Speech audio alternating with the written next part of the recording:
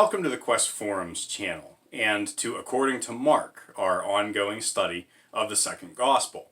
We're going to be looking at Mark chapter 8 verse 22 through the end of chapter 9. And as always, there's a companion article that goes with this video. It goes into more depth, so if you'd like to check that out, you can find it in the description below. But for this video, I want to focus on the primary theme, and that's the idea of a progressing faith.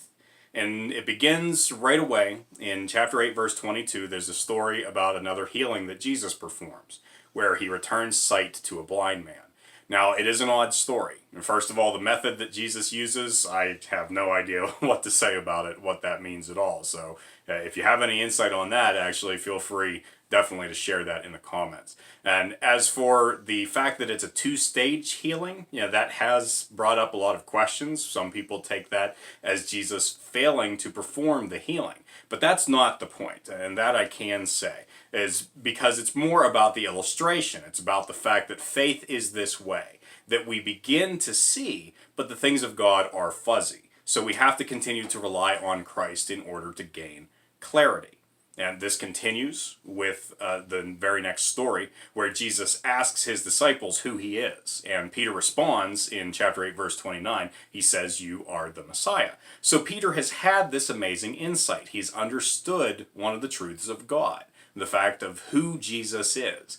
But he doesn't understand why Jesus has come. And so when the Lord goes on to explain the fact that he's about to suffer and die, Peter can't accept that, because it doesn't fit his vision of what the Messiah is supposed to be and do.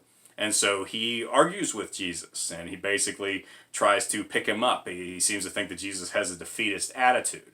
And so the Lord has to rebuke him. He has to tell him that his behavior is satanic, because he's trying to prevent the salvation of mankind. And he's having human motives. He's more concerned, again, with what he thinks the Messiah should be, rather than what God thinks the Messiah should be. And so Peter has seen something, but he hasn't seen fully. His faith has to continue to grow. And as I said, this continues to be the major theme of this entire passage. But for me, the most important part of it has always been around this story that occurs in Mark chapter 9, verses 14 to 29. And that's where a man comes with his son who is demon-possessed, the son is. And this father is so desperate. You can see it in everything that he says in this passage.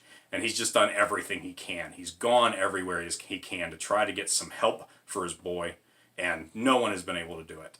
And on top of that, this demon is trying to destroy him. He's constantly putting his son in life-threatening situations. It's gotten to the point where he's come to Jesus' disciples, and even they have failed at an exorcism.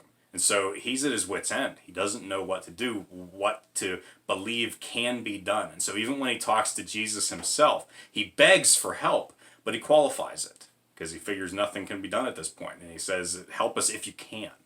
And Jesus is frustrated with this. He says, if I can, of course I can. That's not the question. The question is if you can believe, because anything is possible for the one who believes. It's an important encouragement for us to have, but I've always valued even more what the Father says in response, where he says, "I do believe. Help my unbelief." And this attitude is the one that every Christian should have every day.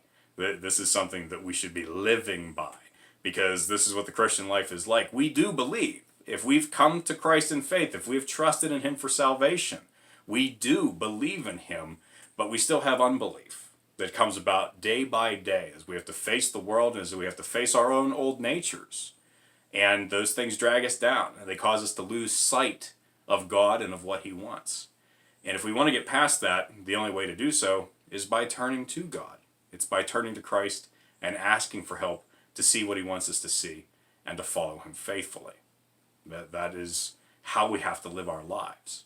And of course, Jesus rewards that attitude. He drives out the demon and he restores the boy. And in the same sense, in our lives, if we will look to him, he will drive out what is dragging us down, and he will lift us up to himself. And so, again, I think that really is the heart of this passage. It's always been the most important thing to me. I'd love to hear what you have to say about it. And maybe this verse has been a really valuable one to you too, or maybe it's gotten you through a tough time and there's something you want to share about it, or something else here in the passage, or maybe you have a question about it, or anywhere else in the Bible. Whatever it is that you want to say, go ahead and put that down in the comments. I'm very happy to read it. Thanks so much for checking out this video, and until next time, keep looking up.